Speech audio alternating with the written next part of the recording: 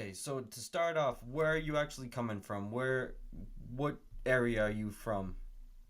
So originally, I was born on the East Coast, but I moved to the Bay Area when I was like 7 years old. Um, so that's a big part of where my background in the industry, um, you know, started itself, and yeah, that's pretty much that was like the jumping off point. Except I was definitely going to the East Coast all the time from a young age, and being involved in cannabis. Were you seeing cannabis around before you actually got started smoking and everything? Yeah, for sure. I mean, I'm second generation, second generation herbs, you know, Yeah. herb So life. yeah, it's always been around, like it's been in the Lifestyle. family type shit. Yeah, yeah, this shit is a family lifestyle for sure.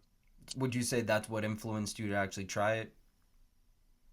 Um, no, to be honest, I think that it would have if I had got into it later, but like I got into it just early as like all my friends were at the time. I grew up skateboarding and shit, so cannabis was always a big part of everything. When you say you were skateboarding, was that something that you were looking to do professionally, or was it something that you were just doing as like a hobby? Um, I mean, yeah, when I was younger, I think I probably wanted to, I wanted to be sponsored and all that kind of stuff. But as I got to be like older and teenager, I realized that not even realized, but it got really competitive. Like you really had to be the shit. And I just excelled a little bit more with just like having the best weed and shit Hell than yeah. I was being the best skateboarder. That's fair. I definitely think skateboarding has a lot more. You can get hurt, and it's like you kind of have to get hurt to even succeed at all. Which is like you kind of have to be like a little bit tapped in a different way. You know what I'm saying? Yeah, I mean, like, bro, I broke my arm for sure. Oh yeah. Uh, always be like hurting my ankles and shit, and that's another reason I got into smoking weed and like more into concentrates too. Was actually the pain relief aspect because I'd be hurt from skateboarding so much. Like, and that's 100% like the truth. So Nothing but is that what made you kind of notice the levels of it? Uh, yeah, I mean, bro, I started smoking concentrate, like shatter and stuff back in the day when I was like 13, 14 years old. Um, yeah, I mean, and I'd be skateboarding all day, getting hurt as fuck, Yeah. so being able to like take a dab would definitely, I noticed the immediate pain relief, like, yo, this is real medicine. Was there dabs around very early? Yeah, for sure. Like, I'm 27, so I took my first dab probably in like 2012, 2013. Um, but I'm really I'm not great at math. Yeah, not But yeah, me neither. So 14. basically, yeah. That's I mean that's is that because where you come from, you think it's like was there good dabs around there early? Yeah, yes and no. I mean, like we were smoking shit. Like it was not good, but we thought it was good. I mean, there was definitely stuff that smelled good. I definitely wouldn't recommend anybody smoke like solvent based concentrate anymore. Like I don't recommend it. I think solventless is way better. But there are people that will say that solvent is cleaner because uh, it's easier to get like the fats and lipids removed, and they don't really do that with rosin. But Hmm. I'm all for rosin and full melt. Like I don't smoke anything but yeah, and flour. Of course, I'm smoking flour. When did you start seeing hash start coming around? Like solventless. Yeah. Solventless was always around, but to the like quality that we're seeing now, like it was much rarer. Like, flower rosin definitely came before the hash rosin. Like that was the first wave, just trying to squid. And that you weren't really buying flower rosin brand. There weren't like flower rosin brands, except like there were some. Shout out like Professor Sift. He was doing flower rosin back then. Trichedelics was doing flower rosin back then, but definitely not to the degree you see now with hash rosin. Because it was hard to make it take off. Like it had more of a chlorophyll kind of flavor, and you know it it it was harder to make it refined, so that there weren't like little pieces of weed in it. So it was like the most people that were smoking flower rosin were just making it themselves, squishing it with a hair straightener, just squishing nugs, and getting a few dabs, taking a few dabs, and then repeating the process. Do you think the majority of the rosin on the market today that's going for top dollar is flower rosin? No, not at all. Really? Hash Now it's hash rosin. Do you There's think very little flower rosin. do you think there is some though? Yeah, I mean, there is very like there is flower rosin, but it doesn't make sense to make flower rosin into like with the technology that we have and the accessibility to technique that we have. There's really no reason to make flower rosin. Fair. I've noticed there's definitely in Massachusetts there's definitely a lot of either flower rosin or just food grade rosin that's going around on like a mass level where it's just like stuff that is not smokable, to say the least. You know what I'm saying? Yeah, that's an epidemic, bro. Hell yeah, it is. It's That's crazy ep- because a lot of people Dude, aren't even fully aware of like what the difference is, and it's something that I'm kind of familiar with, and I'm still like not fully aware of it. You know what I'm saying? yeah, bro. Food grade passing as smoke or food grade being sold as something that people should smoke is definitely an epidemic. Like What do the you think? education is very limited right now. I feel like. What do you I think mean, the telltale sign of food grade rosin is? flavor, how it makes you feel, but flavor is like almost everything. Yeah. Flavor will tell you everything you need to know about rosin. In my mind, I think looks can be deceiving. You can have something be like really light, but then you can have something be really light, but not be good quality. Lightness to me pretty much just tells me when you pulled it. Doesn't really tell me anything about the quality or the cleanliness. It tells me, okay, you don't like have a bunch of dirt in it. That doesn't tell me that you had an organic growing regimen or a clean growing regimen. Doesn't tell me that you didn't pump it with you know PGRs and fucking you know PGRs and synthetic nutrients. Sorry, I'm like losing words and shit. But yeah, doesn't tell me that. What will tell me that is how it feels on my nose when I exhale it. You know, the overall flavor. A lot of that has to do with like how much it's been washed. How many washes the hash that you're smoking is from.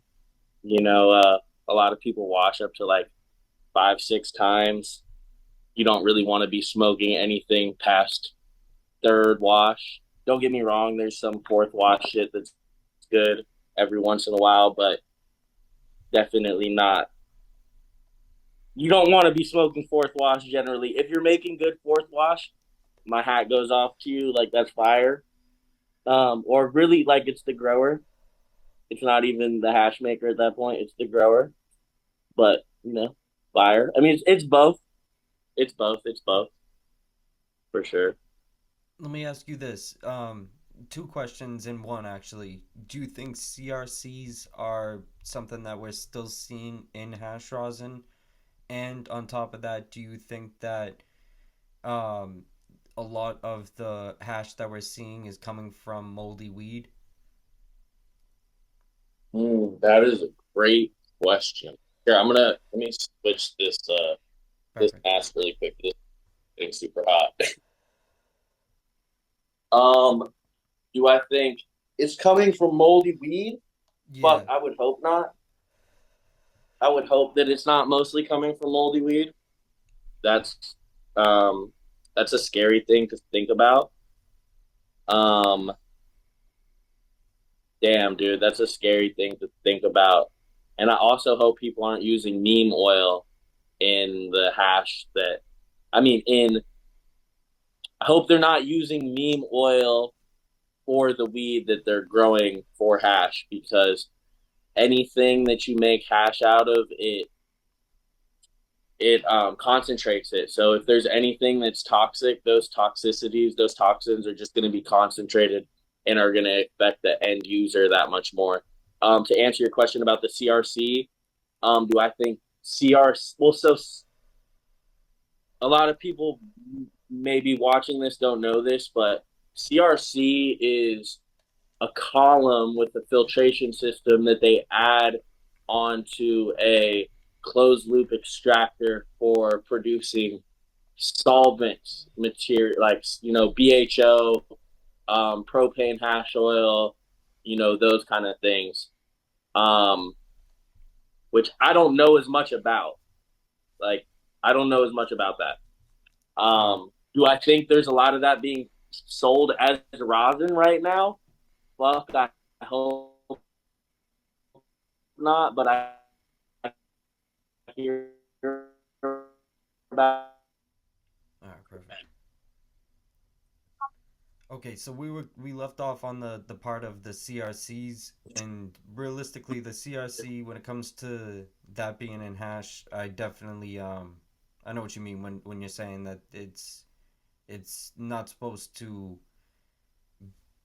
it's only supposed to be with the solvent one. So let's move on to another question. When you first were seeing hash around, were you seeing any stuff that was coming from other countries? Other countries, no. Other states, all day. Yeah. So you've been able to see the difference of other states and how like they. Yeah. When I was 18, I moved to Philly, from the Bay Area, and I actually got really put on to rosin even more. I learned how to like actually squish hash rosin myself. Like, I was always pushing not pushing, pressing flour rosin, but wasn't I wasn't pressing hash rosin at all. Here, my bad. Let me grab a lighter. No worries. Um, I wasn't pressing hash rosin at all, and I learned how to press hash rosin like in like the super OG way with the hair straightener and the coffee filters and shit. Um, and yeah, like I got like in Philly, they have hash from everywhere, like all over the country. Because this at the time, especially, it wasn't a like barely anyone was growing weed, so anything that we had like had to come from somewhere else. So we're getting shit from like Maine, Massachusetts, fucking uh obviously Cali, Oregon, Washington, Colorado, fucking like you name it, like Washington, there'd be fools from Washington. Um but now, bro, it's like everywhere. Oh, Michigan for sure. Shout out Michigan, like Michigan made melts. Um, in the beginning, bro, it was really only a couple like big brands. It was like all over the country, the few big brands. It was like Michigan made melts, 710 Labs, Grape God. Those were like the biggest three. Those that was like the biggest three, and then West Coast Alchemy when they started making um rosin, but before it was just BHO. Really. Oh yeah, I've definitely had West Coast Alchemy. I never knew they were actually into BHO. I wasn't really in the scene then. I'm a little bit younger, but when you look at the, let me see, what was the first high end stuff that you were first seeing around? Um, bro, I'm like cookies air, bro. Like, I mean, it's like growing up. I'm not gonna like say my name and shit, but growing up in high school, like I always had the most expensive weed. Like I used to get robbed a lot in high school because people like didn't want to pay the prices. And then like I'd have bro, I literally would have people like kids rob me and then later in life, like later in high school, become my friends because they like apologize and like, you know, apologize, whatever, and just like tell me like, bro, I just like couldn't afford the weed. Like I just wanted to smoke the weed and it was too expensive, so I robbed you. Like I would literally have that happen. But like we'd have Purple Kush, GDP back in the day, like OG, Purple Kush, like and a lot of people probably haven't smoked real Purple Kush, but like we used to get this crazy ass Purple Kush that wasn't GDP, completely different than GDP. GDP was flooded. In the Bay, GDP was flooded, but like you could get like exotic purples, God's gift, shit like that, Urkel. Um, and this is before cookies. Cookies came around like heavily in like 2012. I know it's from 2009, but it came heavily in 2012. And I'm like talking the real cookie, like the Girl Scout and the Platinum and the Forum cookie. Like that's what that was like exotic. Shout out Flux Capacitor. Shout out Jigga. Shout out RP Cookie Monster. Shout out Cookie Fam. Like that was really the first exotics other than purples. Purple was like the exotic before that. So cookies is what kind of opened your eyes to seeing like the different levels of No, purple did. Oh Purple yeah, did. Real purple, like, but not GDP. GDP is fire. Don't get me wrong. It'd be fire batches of GDP, but like hunting exotic purples before the cookie. what did you like about the purples? I've honestly, I kind of I missed that era. I honestly had like a few of them like later on, which probably weren't grown to the level that everyone else was getting them at. You know what I'm saying? Bro, find some Greasy Couture, bro. Get some purple Urkel from Greasy Couture. He's got it. Um, like that's like the closest thing to like Really? back in the day purple. I would love to try that one. I haven't had that one from him. I've had a couple things from Greasy. Definitely Yeah, bro. good. He's definitely good. I let me see. What was something when you were young? Were you a very creative person? Were you someone who was into arts? Yeah, yeah. I grew up doing graffiti. Really? Graffiti. What about Uh, what were you actually drawing and stuff too, or what actually yeah, fuels your creativity? sure, for sure. I was drawing. I grew up around a lot of creatives. Um, I grew up hanging out with a lot of kids from like Oakland School of the Arts. Um, I never went there, but I went to school close to it. So yeah, we used to do crazy like wheat paste. Like Oh, I really? was really into like doing art in the streets though. Yeah. Like doing graffiti, doing art in the streets, skateboarding. Like I was a street kid. Hell yeah. I've like done a lot of I did like a little mini documentary on Blasi, so I kind of like did I've seen like a little bit of how it was for like the graffiti people in the West Coast. People were really like that's a whole culture in itself, which is something that we don't really see unless you're in like New York. You definitely see it out there, but in Boston, maybe you see it. Maybe I'm just not around to see that. But And you kind of gotta be like to notice it. You gotta kind of be in it. Like yeah, it's like skateboarding. Like if you're a skateboarder, everywhere you go, you see skate spots. If you write graffiti, every like you see spots, and you're like, oh, that's gonna run. That's not gonna get buffed hella quick. Or this is ooh, I could climb up on there, and people see it from the freeway, whatever. Like you just see the world differently. hell yeah. It is that is like something I have. Whenever I have noticed any graffiti, it is like it's so interesting, some of this stuff, like how some of these people are able to create some actual beautiful art with such like a weird object. You know what I mean? It's like I don't know how you would master using like a spray can. You know what I mean? But bro, you're never like. I mean, anyone that does anything creative will say that you're never a master. You're always getting better, Yeah. always trying. Like that's with everything. I love drawing. Like I'm not terrible at drawing. Like I've done some tattoos and stuff as well, but it's like it's something that I always find stuff that I hate about what I do. You know what I mean? It's like I don't know. That's But what it. That's what it is, bro. yeah, That's what. hell yeah. But so do you think your creativity is something that fuels you to do what you're doing today?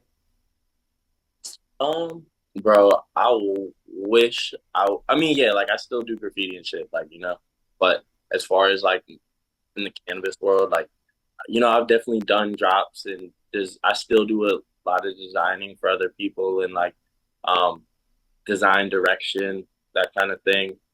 Um, but it's definitely something I want to do more. I feel like cannabis is a very limited space to be creative. Shout out the people that are extremely, extremely creative. I don't think I'm necessarily as motivated to be that creative in the cannabis space, but like I definitely tip my hats out to everyone that does. Someone posted the other day, they were like, it's funny how everyone that talks shit on the cereal boxes are the people that don't have any access to the cereal boxes. And like me coming from a place like I don't have necessarily access to cereal boxes. Maybe I do, maybe I don't. I'm sure I could get my hands on them pretty Hmm. easily. But like I feel what he's saying. Like, a lot of those drops are spoken for. A lot of them are going to reps.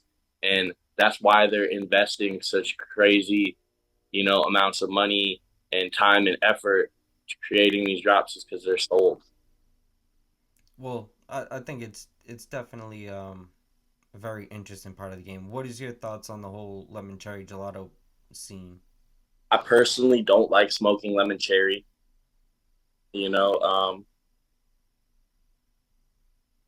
Kind of backstory, like the first runts that ever came out was called Fruit Number Four, and it came out like 2016, 17, and it was just like some gelato that hermed with like in a room. There was Skittles and gelato getting grown in the same room. There was also sherbet getting grown in this room too. That's when like the shittles was kind of like first. It was bred on accident. The shit was bred on accident. It was, rooms that cross pollinated. And I actually got some of those first batches and they were fired. And it just said fruit number four because they couldn't call it gelato. It was too fruity. It was different. And a lot of them had like little bits of seeds, little baby seeds that were non growable, non poppable seeds. And I liked it back then. Like it was something new. This is 2017. Um, it was like different, sherbety, super sweet sherbety. It was different, bro. Um, but yeah, nah, I'm not a fan, really. I mean, I've been smoking that shit over 8 years. Like, I don't even smoke it anymore, but like, it's been around for over 8 years. I feel like the true terp before it got watered down is like not really there anymore. What are you No. smoking lately? Right now I'm smoking some Blue Zoo. I love Tenko. I smoke a lot of Tenko. I smoke a lot of Grease. I love Tenko. I love Greasy. I love Good 41. I still like gelato. Like I love gelato. Shout out. Uh, I love sour. Like shout out everybody that's putting, the old sour is not really there. I like like some sour crosses that people are doing, or like some new kind of variations of sour that people are doing. When people are like, "Oh, this is the old school one." It ain't really that, but like I love OG. Some headbands that people are putting out, I think, are really good. Shout out Lion Bolt Farms. I love Skittles. Lion Bolt's got a great Skittles. Fucking Greasy's got a great Skittles. Tenko. I've been smoking the Nishi a lot. That's uh the yellow the yellow zoo by the Skittles Fire, the white Fire. That's like a 41 by Viscotti. Um I released a Biscotti a little while ago. That was like a four. Sorry, that was a Biscotti Gushers. Um,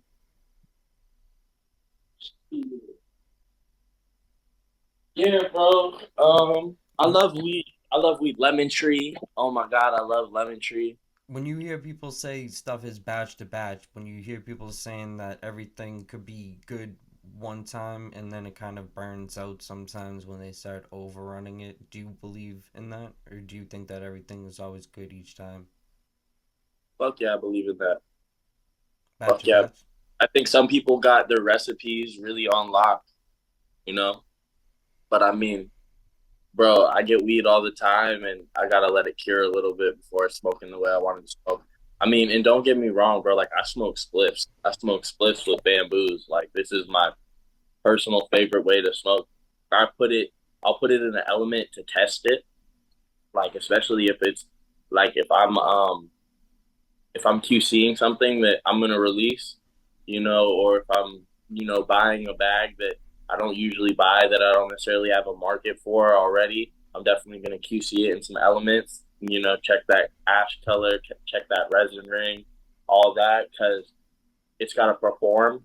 Especially if it doesn't have a market already like behind it. You know, um, I think there's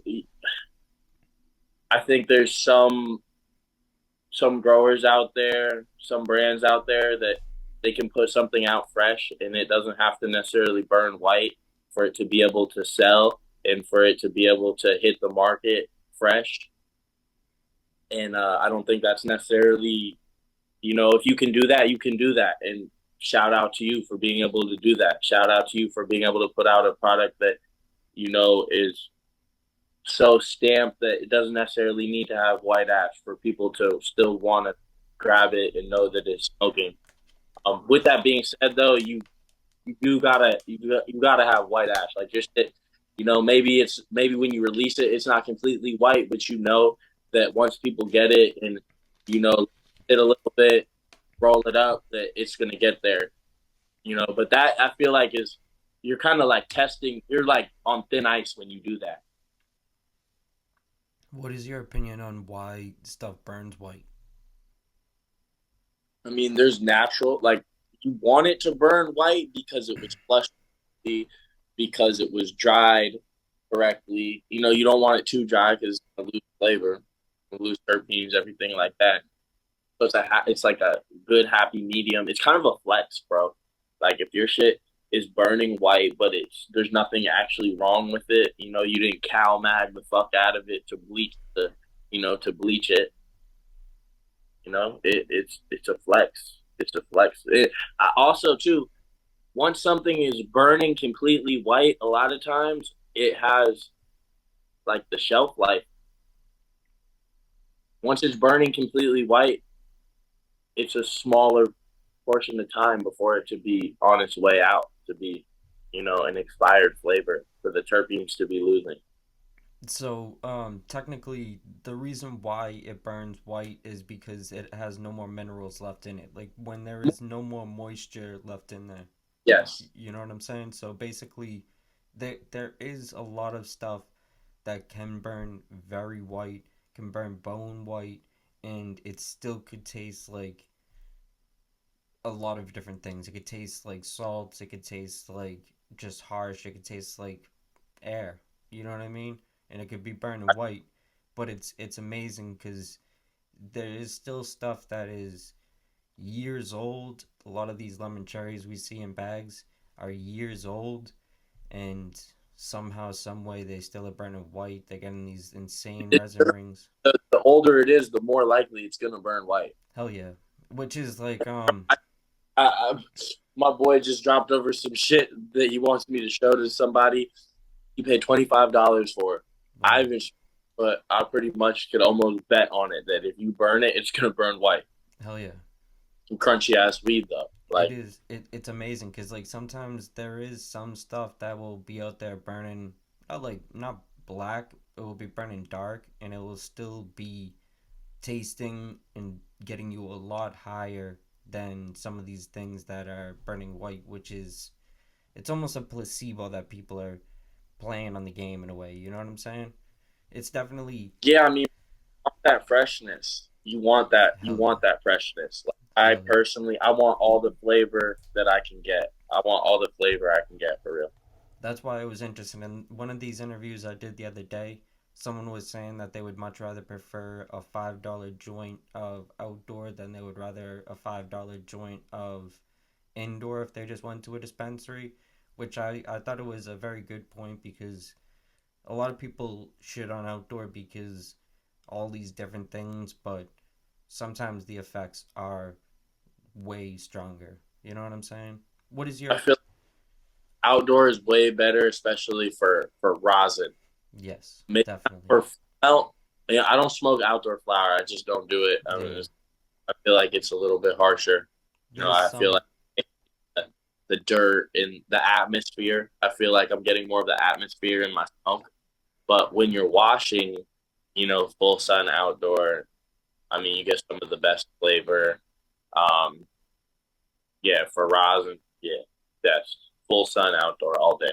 hell yeah. That's for like hash and Strong, strongest too. Like I feel like a lot of times indoor, especially when pulled early, it'll have like a fleeting high, yeah. and you want to pull a little bit early for color. Um, because no one wants brown rosin. Like even if that shit tastes amazing, no one wants brown rosin. Yeah, no. It's terrible, but it is amazing though cuz I think some of the sun-grown stuff has a lot longer longevity. You know what I mean? Even like with the high and with the shelf life in a way. You know what I mean? Like I feel like it actually lasts longer. I think that has a lot to do with people growing.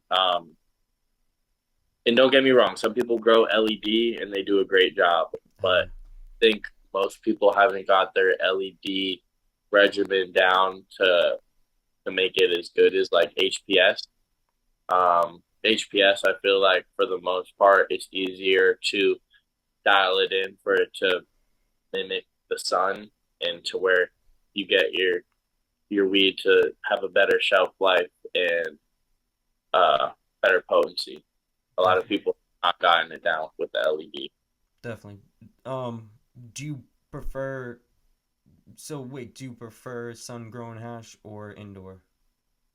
Uh, for full melt, indoor, or rosin sun grown. Fair. Fair. I definitely I would have to try. I'm not even like really that knowledgeable on all the different hash forms yet, so I need to get more experience on full melt. It's easier to get a clean melt that doesn't have um, debris, Yeah, that kind of thing, when you're doing indoor. And a big part of melt, like I would say, 80% of melt quality has to do with cleanliness, whereas rosin flavor, you with rosin, like you're cleaning it already, you're refining it, so that like debris and excess that you're more likely to get with outdoor, it's all getting out. what's your take on Piatella? PSL is cool. I mean, it's hash. I think that people should be using the highest quality full melt to make Piatella, Piatea, however you say it. And I would say more than they are using high quality, they're not using high quality because it's kind of a little bit easier to fake. Like you can fake the Piatea, Piatella easier than you can fake the stick star. Yeah, I want to get more educated on that field because I've had some that I'm not 100% sure on, to be honest with you. But have you ever grown? Yeah, yeah. What did you learn during that experience? What was like a major thing you learned? So when I was doing it by myself, I was very, starting out just learning, and I failed, and it was like I didn't harvest anything good. But as I got more like finding my place in the world and the game, I was lucky enough to create relationships and partnerships where I didn't actually have to be the person growing, and I still was able to, you know, I was able to help in other ways. Basically, on the more investment side. But that is like, no, I'm not gonna say that that is as much growing as actually like hands on. Um, you know, problem solving in the garden, because once you're paying for a garden, you can go in the garden as much as you want, but to be able to problem solve in the garden and to be able to steer the ship is a whole nother thing, and that's not something that I am confident in doing right now currently at all. Like, Yeah, you it, know that it's it's a skill that's not that honest. yeah. Like, that's I leave that up to the professionals. Like, I'm way more knowledgeable when it comes to making hash. Um, and that uh I'm still learning, and I've been learning for a long time. I've been learning for a long time. But it's Hell yeah. not I'm not the one driving any of those ships in that like retrospect. I go to the professionals.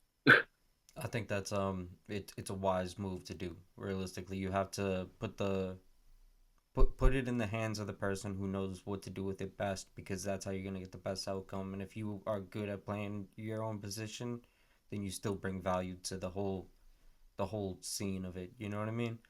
Mm-hmm. No, for sure. I What mean, we're harvesting right now. Like, we're harvesting right now, and it's a blessing. Um, Shout out to the team because they're making it happen on their end, and we're gonna have super fire this coming season. We're gonna have some fire. Hell yeah, that's dope. What actually makes you passionate about the plant enough to actually donate your time to trying to make everything happen? Well, as much as I provide for this plant has provided for me. So it's it's a respect, like, and it's a give and take. Like, I've given everything to this, and this has given everything to me. So I'm just blessed and thankful to be a steward. Like, to be a I'm really thankful and blessed. Hell yeah. I think it's that's a good answer. What do you think about the LA scene? Do you think the LA scene is dying off? I think the LA scene is super strong. Really? Um, yeah, I think LA is it's a great place to be. Um, I think the Bay is becoming a very hard place to. The Bay is becoming a very hard place to sustain, and it's really sad because that's where like this culture really has a lot of its roots. I don't think that the culture really has its roots in LA as much as it does Northern California and the Bay Area. Um, LA is like the hype for sure. LA is where the hype is made. LA is where chooses what they want to fuck with from the Bay, like, and what they want to fuck with from NorCal, what they want to hold in regard as the highest, epitome of cannabis. And I feel like Northern California and the Bay Area does still hold that title, but LA is right on its heels. Um, LA is a way easier place to do, like, it's a way easier place to be. It's a way easier place to do cannabis work, whether you're in the traditional market or you're in uh, recreational legal cannabis. This is where the infrastructure is. Um, yeah, this is definitely where it's at. What do you think about New York City right now? So I'm from New York. I'm from LES, Oh, really? uh, Evanston D, East Village, Alphabet City. Well, I haven't been back there in over 4 years. Um, I hear so many awesome things about it, and still know firsthand, like for the most part, they need us to set the tone. yeah, Like I don't think New York can't set the tone for the West Coast. West Coast is setting the tone for New York. I'm not saying that it's always going to be like that, um, but for right now, like I pretty much think that's still what's going on. that's fair. I definitely don't disagree with that. I think that it's New York is booming right now, and it's definitely something that's fueling some part of the scene. Maybe it's the sprayed side of the scene, which is not necessarily a good part, but it's definitely a money making part. But it's also something that I truly think is it's an interesting whole part of the scene. I think that New York is definitely it's amazing to experience. I've been there a lot lately, and it's very strange to be honest. It's very strange how like you can go to any corner and there's some sort of weed you can buy. Whether it's good or not is debatable. I heard today that Sprinkles actually puts nicotine juice, like they're spraying nicotine. Really, I don't know if that's true, but I was like, wow, that would make a lot of sense. I wouldn't even be surprised to be honest. What's up, everyone? I'm going to be doing some other content on this other channel where I'm going to be doing some documentary style videos and longer form videos. So, if you're interested, definitely go check that out. We're going to be doing some giveaways and there's going to be a lot of fun stuff coming. But we're also going to be doing some giveaways in the near future for this other channel that you're watching on here. So, I definitely will give a full explanation at the end. Where does the name of the brand actually come from? So dumb is kind of just something that like we say in the Bay to mean like a lot or like yeah, basically just means a lot. And then official was the name of this clothing store that my uncle, who passed away, used to have, and it was like a boutique. It was like a streetwear boutique, and it was official, spelled with an A. And so it just kind of, it was just kind of something I came up with one day, and it just stuck. Is it do you think that having a name like that could lead someone into not being attracted to the brand? I mean, bro, if I mean, I know we don't really know each other well, but people that do know me, they know that that's not what my shit's about. Like, I don't have a Telegram.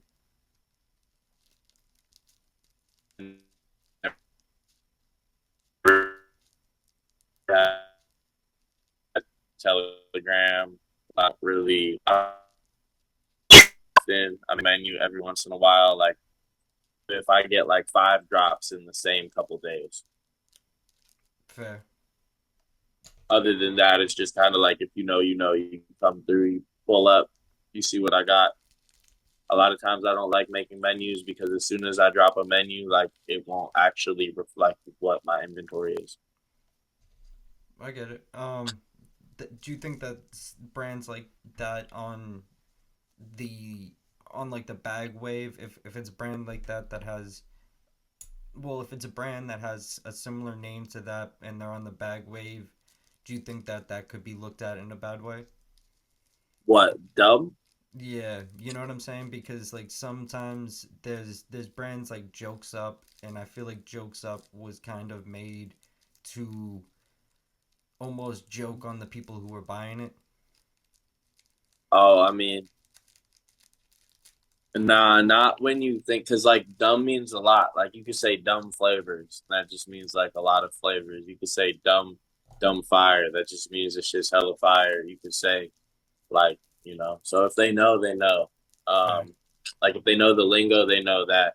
But I mean, I rarely drop shit under my actual name. I'm usually doing like silent collaborations where I'm partnering with other people and they're using their branding and I'm just getting them the product or you know linking them with the farmers, shit like that. Fair. Um, when it comes to your brand, what is the goal?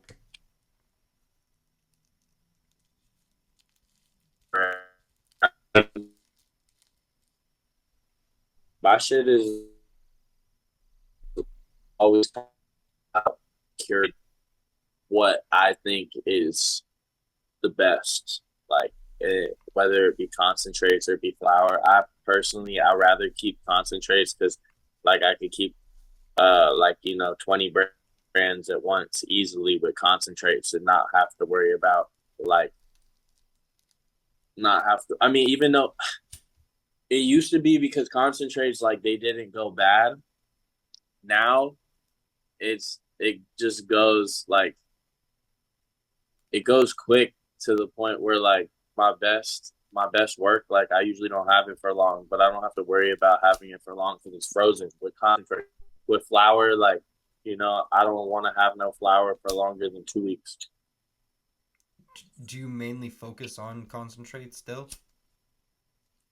Uh, yeah, but as the demand for kind of all the flour really just started with me just like smoking it and having to get extras for people that wanted to smoke what I was smoking. Yeah, Um, and then that just kind of grew. that's fair. There's not really like a lot of profit on the flour, I've noticed. Yeah, the flour could be hard, but especially with like inventory is trying to like let's say you got a menu with 10 flavors. If you want to get it for a price that makes sense, you got to get 10 bows. If you're getting 10 bows of sushi, that's almost $50,000.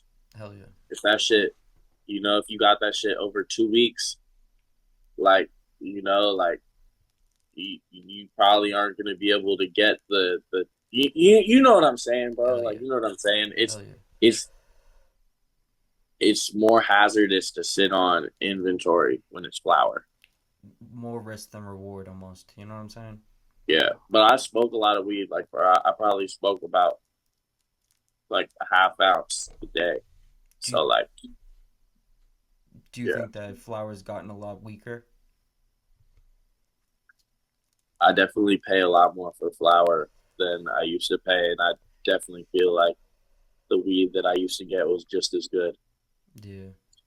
It is amazing. I think that's the market for flour is very unorganized and very chaotic. That's why I feel like hash it has such a demand and it's such a popular scene that we're seeing doing very well. Even if some of the stuff isn't top notch, it's still able to compete and be much better than what you're gonna get for the same price in the flower market. You know what I'm saying? Yeah, you definitely hash is more like it makes more sense. It's more bang for your buck. Hell yeah. When it comes to concentrates, what is your favorite concentrate? My bad, bro. You're gonna have to repeat that. It kind of broke up. What was that? When it comes to concentrates, what is your favorite concentrate? Like my favorite brand or my favorite strain. Your favorite way of like actually extract of extraction. Like there's all types of types I of mean, hash and 6 Star is always gonna be number one, but it's definitely harder to smoke 6 Star than rosin. So I definitely find myself smoking rosin more. fair. Is that what you try to put in your jars? I'm gonna be producing some rosin this year. I've produced rosin in the past under my jars, but usually I'm sourcing or providing material for hash makers so that they can do their thing and I can just get a percentage. Fair. Um, what was the thing on your story earlier? What was that about? Which one? When it came to the paying the debt thing. um, actually I don't mind addressing that. So back in pandemic, somebody that I used to work with, long story short, like I had some bows from them that uh were not able to get liquidated, and I actually tried to return them, and uh he didn't want to facilitate a return, and I wound up owing him over like $50,000, and it took like 4 years, over 4 years to pay back the majority of it, and now I owe the dude like $2,500, and he's you know told a lot of people, more than told people, like told people in a negative way, like threw dirt on my name, and I have people that will tell me or will tell my associates or will bring up the situation in a negative way, like saying that I'm some sort of bad person, that I did something, but they don't manage to, you know, say the fact that I've actually paid this dude over $50,000 at this point, and I just owe him $2,500. So I told him, I'm like, look, because he's hitting me up about it. I was making payments, whatever, making it right, and he's asking me like, "Yo, what's up with that last amount?" And I told him, I'm like, "Look, I want to give you this, but I just want you to tell." And I only asked him to tell one person specifically that keeps managing to, speak on me negatively, that I paid him back. And I was like, just show me that you told him I paid you back, and I'll give you the bread. If you want to do it at the same time, we can do that.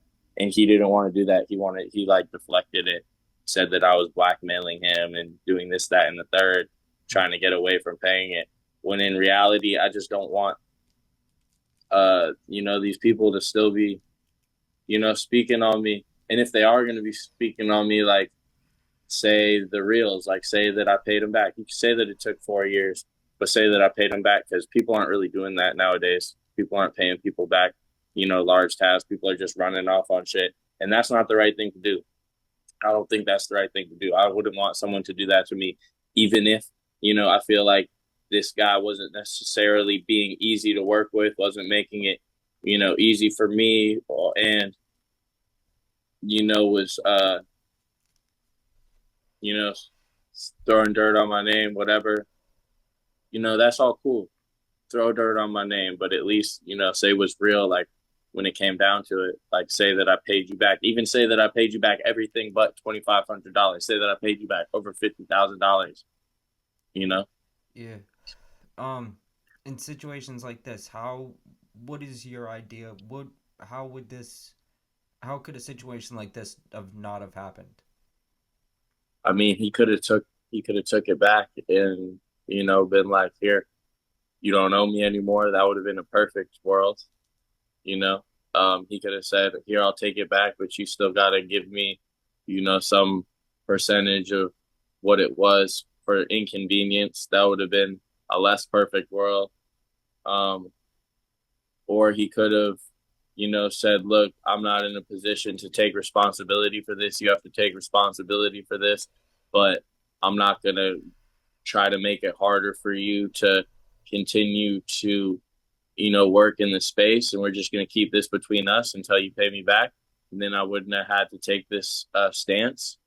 But I feel like $2,500 isn't a lot of money considering the amount that was paid back. And I'm not asking a lot to, it's not a lot for me to ask that. I definitely know what you mean.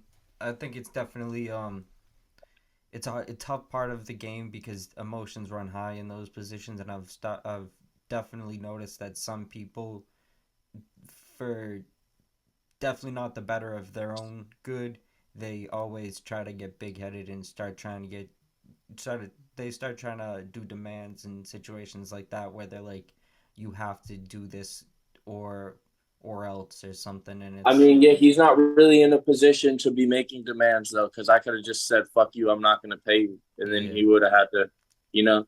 And I'm not saying that I'm in a position to be making demands. I'm trying to come at this from a humble perspective and just be like, look, you have, defamed me, did what you could to disenfranchise me, and despite that, I still, came this far and paid you this much, and I just, this is all I ask. Like, you know what I mean? Like, I'm not saying that I'm a good person because I paid him back. No, I did, what I felt was the right thing to do. I'm not saying I'm a good person. I'm still like it. It's unfortunate, I wasn't in my best state when all this was going on. I was definitely in a fucked up state. He wasn't the only person that I, owed money to, and I've if I haven't made everything right, I've you know I've definitely, I can say like wholeheartedly, I've acknowledged everything, and there's not a single person that I haven't reached out to, and in my entire record, like I've always reached out to everybody.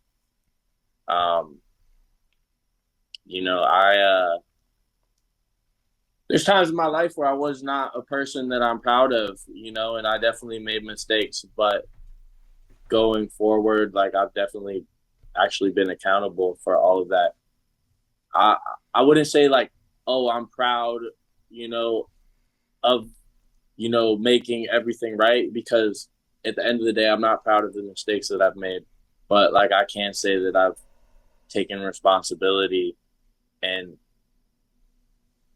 but this is somebody that I've like really, I would say a lot, because he was on my ass like more than anyone else was. Like he was about his bread. Like I'm gonna be real. Like he was on my ass, and I made it right with different ways, whether it was finding him stuff, or giving him product, giving him money, which in all honesty, like I did not give him a lot of cold hard cash. I mostly gave him product, you know, right, but it's still paid back. You know what I'm saying?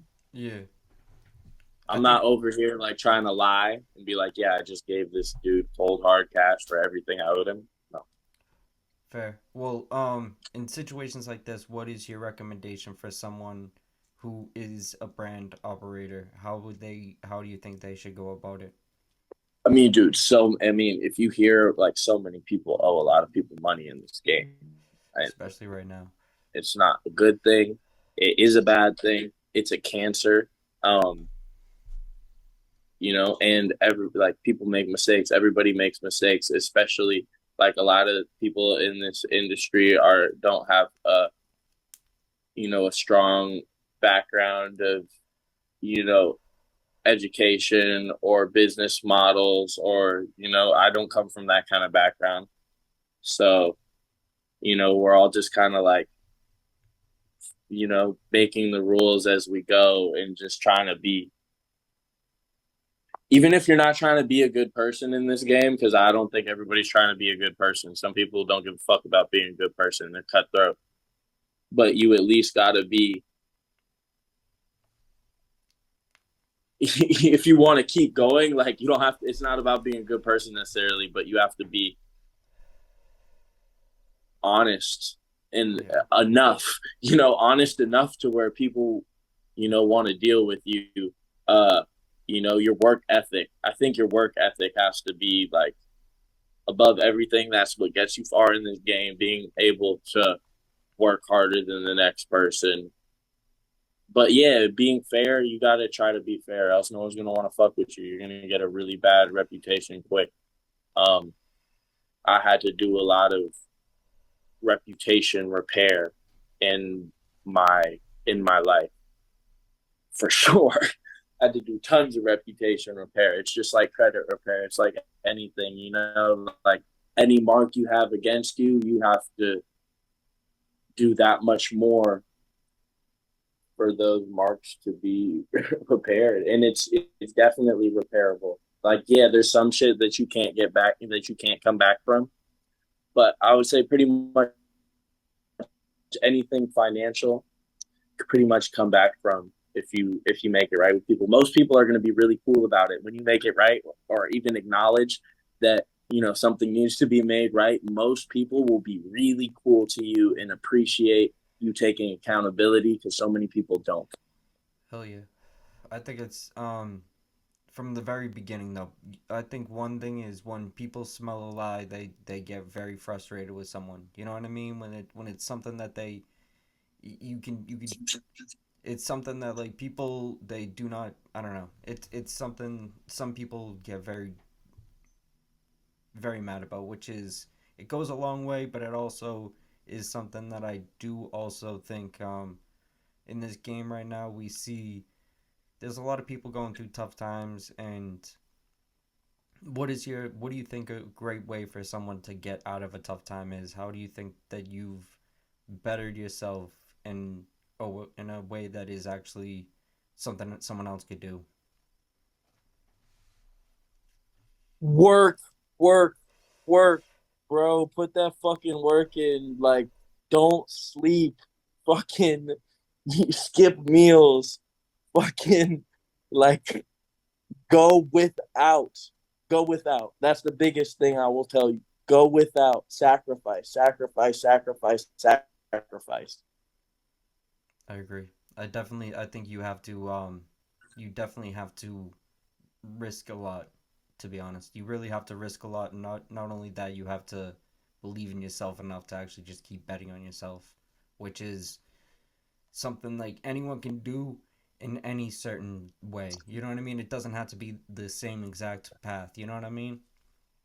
Which I Bro, give I'm sorry. What were you saying? no, I was gonna say I give you respect for actually being honest and actually being someone who's willing to speak on something that's probably not the easiest topic to speak on. You know what I mean?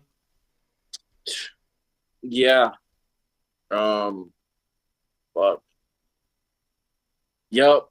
It's it's not something I necessarily like love talking about, but it's out there, so I feel like to at least say my side of the story, and I know I kind of dived into this, but like I was going through extreme mental health issues, bro. Like I was spazzing out on people.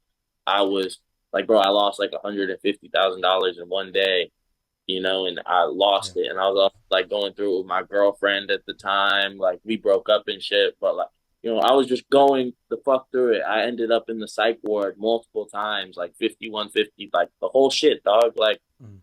you know, and I'm so glad to be very, very far from that. So far from that. Like, it's a blessing. And that, in the kind of, I'm saying this for anybody that's maybe going through something like this or gone through something like this, or trying to bounce back from something like that. A lot of people they once they go through situations like that, they stop believing in themselves, and it's definitely honorable to see that you actually still have faith in yourself. It is something that is going to it's going to show out, and it doesn't matter if you it doesn't matter what path you actually go down. Having that type of mindset is going to be very beneficial. And I think that it's one of the biggest pieces of the puzzle is just being able to actually see that there is a yin and yang to each situation. There's always going to be a positive if you actually are able to look hard enough. You know what I mean? And I feel like some of those situations, when you get put into some of those situations, it really does having time to sit down, you definitely get to analyze yourself a lot. You know what I'm saying? You definitely get to see what is actually a strong side of yourself, and you get to actually see what you have to work on as well. You know what I mean? And that is huge. I do think sometimes some people jump at situations, they try to go at situations a little bit too heavy, and they end up kind of like they don't fully get to analyze it from the bird's eye view, and sometimes getting in trouble or something, getting your time taken can be beneficial. It sounds weird, but it's definitely something that it goes a long way for some people, and I definitely hear that's what you're saying to some extent. You know what I mean? No, I appreciate that, man. Like, yeah, man, I appreciate that. I appreciate that. That's kind of why I wanted to do this interview too. Was just to kind of show people like you can bounce back from anything, bro. Like you can actually bounce back from anything, and Definitely. fuck what people got to say about you. Like if you believe in something and you're passionate about something, do that shit. And you're not gonna get anything taking advantage of people, but you're not gonna lose anything for making mistakes. That's it, in the long term. People do like the underdog. Those what all those movies are about. You know what I mean? Everyone wants to see you go through the hard chapters and be able to bounce back. And at the end of the day, that's those losses are what actually creates the lessons. Those losses are actually what creates the moments for you to actually analyze what you did wrong. You know what I mean? Knowing what you do wrong Yeah, is but very I'm from important. Philly. I grew up watching. I'm from Philly, bro. I grew up like watching Rocky Balboa and shit. He went from being a fucking mafia enforcer to you know going to Russia and fighting shit. Fucking, you know what I mean? Really, I didn't even know that he was like doing that for the mob.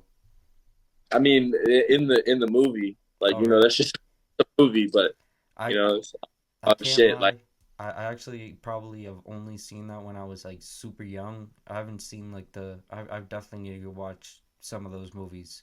You're from Philadelphia though. What do you think is going on right now in cities like that? Do you think that what is your take on situations like that? well, I mean, my pop still lives out there.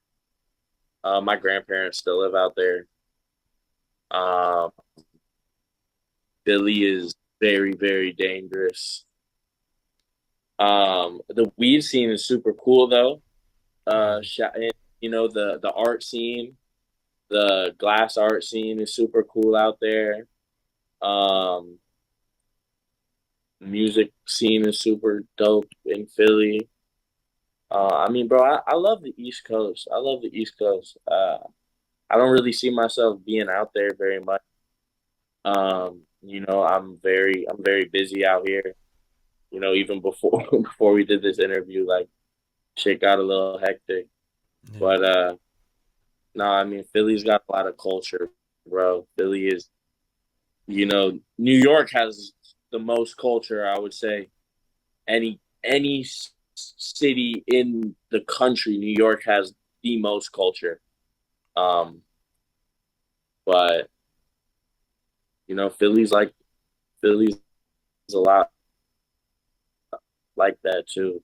Um, as far as the weed scene, I mean it's super dope. Like seeing everybody trying to get the newest drops and building these teams behind these brands and structuring these businesses in a way that cannabis has never seen before.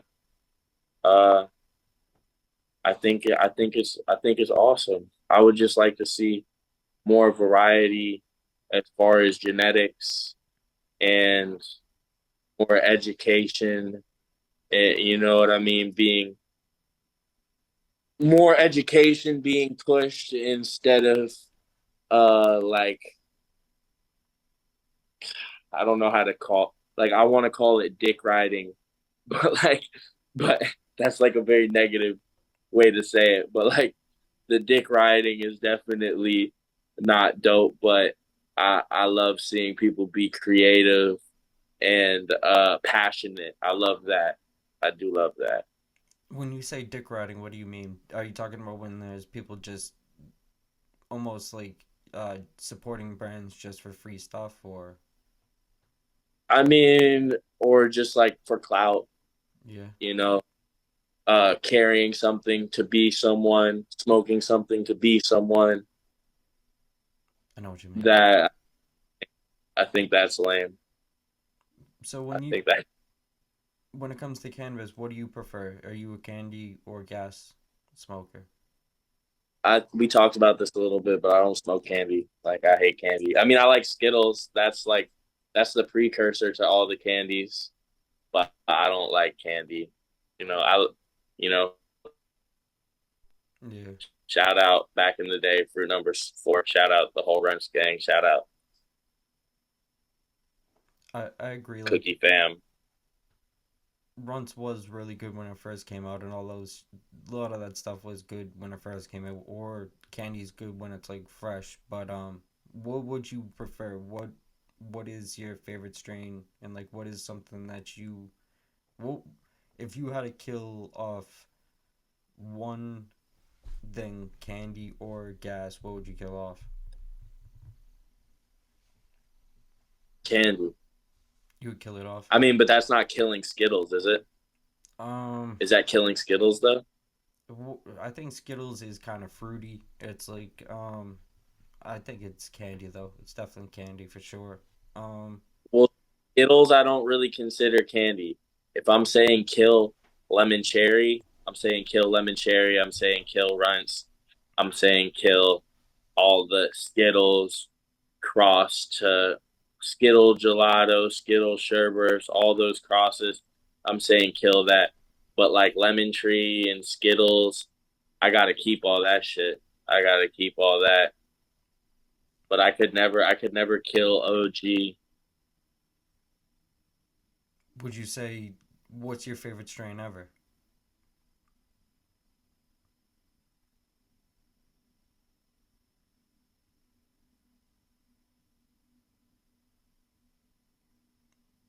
Uh-oh. Oh, can you still hear me? Yeah, I hear you. What's your favorite strain ever? Favorite strain ever created. It's kind of cutting in and out.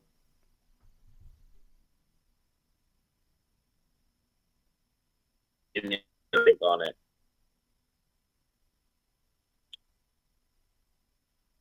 I'm gonna have to do like a good OZ Kush, a good Zushi. Really, everyone keeps saying that. It's Yeah, amazing. I or like a good like Skittle.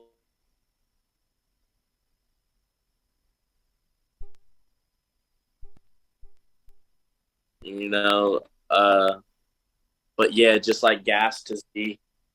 good gas to Z. I could smoke that every day for the rest of my life. A tractor fuel or a OGZ, that kind of thing. Yeah, I agree. I think it's definitely good. Um, so for your brand, what is one message that you want to get out there?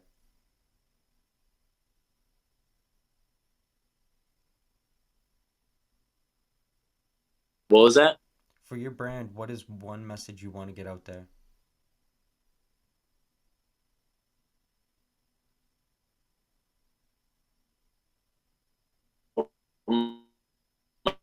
Brand, what is one I want to give out? Um,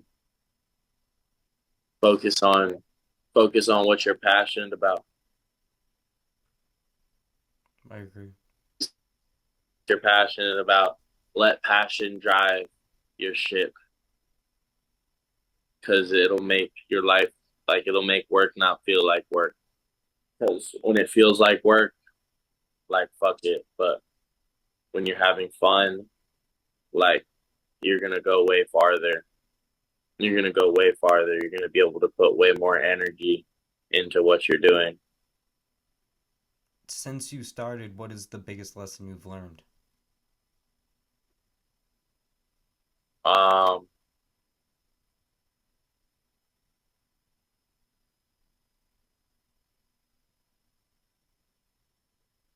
to be accountable, not don't overpromise. It's better to underpromise and overdeliver than to overpromise and underdeliver. I agree. I definitely think you have to you kind of have to figure out the ropes. You have to figure out your lane, and once you actually can figure out your lane, then you can learn how to dominate that lane. You know what I mean? And that's like how you can learn how to keep advancing, and it's all a puzzle. I think there's a Bro, lot. domination is not even important, bro. Well, to Like some people, create a yeah, yeah, for sure. But like create a life that you're excited to wake up every day. yeah, I You agree. know, But if it's a game, like some people look at it as like a game like that you can keep advancing levels, and it's like you're never gonna win. Like no, 100%. That's I don't like think that's the oh, Bob Marley said something about numbers. Like if numbers is what you're chasing, like you're always gonna be running because numbers never end. definitely. Money is you're just chasing money. It's never gonna end. Like that's just whack. Like Well, you know, you will have to like say if you do start like at like the towards the bottom. You know what I mean? You kind of do have to find your way up to a position where you have to actually be able to feed facts. the ones around you. You know what I'm saying? That's a fact. That's a fact. That's a fact. That's a fact. That's a fact. But it's But you're passionate about what you're doing, that shit's gonna come. hell yeah. You know, like I rolled hash holes for a long time, not that long, but like a little over a year. I rolled hash holes and like saved up money to, not saved up money, but kept investing into my menu and curating a menu. And rolling hash holes was a way for me to create money without having to invest money. I was able to just, so find something like that. If you're excited about doing something, figure out a way that you can fund what you're excited about doing until what you're excited about doing is funding itself. 100%. You have to find different lanes too, and a lot of people they get very down on themselves if they fail at one lane, and you have to keep if even if it's like sports for instance, there's some people that aren't going to be good at certain positions, so you have to figure out what position is actually going to be suitable for your style. You know what I'm saying? Most definitely, 100%. Is there 100. anything? I'm sorry. No, I'm just saying, I'm agreeing with you. Is there anyone that you would like to shout out before we wrap it up? I think I pretty much shouted out everybody, but I'll throw a few more shout outs. Um, Shout out Mendoza Farm, shout out Greasy Couture, shout out, um, shout out Kenny Powers, shout out Jigga, shout out Delvin Cookie Monster, rest in peace. Shout out the Wash House family. Um, Shout out Berkeley. Shout out motherfucking shout out Flux Capacitor. Shout out the Cookie Fam. Shout out shout out Damn It Bobby. Shout out Small Batch Organic. SOFC. Shit. Shout out Trike Stars. Shout out Handmade Hash. Shout out motherfucking Retro Wave. Um,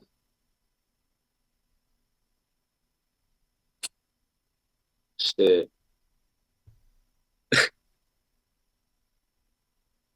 Shout out Swollen Heads. Shout out Humboldt. Shout out Lion Bolt Farms. Shout out Royal Bloodline. Shout out Dino Squish. Shout out Steady Cushion. Shout out Kim Jong Rosin. Shout out Ati Hash. Shout out Cold Water Chemist. Fucking shout out Genetics by G. Shout out Zahub 215. Fuck, that's definitely not everybody. Shout out Jeezy 1. Shout out Philadelphia. Oh yeah. I don't Yeah, I, they I, I don't know how definitely many that was, but it was a good amount. had to put it down. Had to put it down. I definitely appreciate the time. I definitely would love to hear if in the future if there's any other projects that you're going to be working on. I would love to hear because I even seen that you also do music, right? Kinda. Yeah, yeah, we do some music. Hell yeah. Well, if you ever do anything in the future, definitely I would love to talk about it. Yeah, man, I love to see you grow as a as a documentary maker, as a filmmaker, as a Definitely. brand. Definitely. I appreciate it. I definitely I think that this is a great lesson for a lot of people. Anyone that actually watches this at the end, this is going to be a very great one for them to listen to. This is motivational in a lot of ways. If you want to enter into the giveaway that I was speaking about, the way you can do it is if you follow at 420 documentaries on Instagram. This account on Instagram, I will be definitely updating on all of the different giveaways, but there will be a free sesh or a stash and dash in New York in about a week. So this is definitely going to be something everyone wants to check out. Definitely not something you don't want to miss. So much appreciated to everyone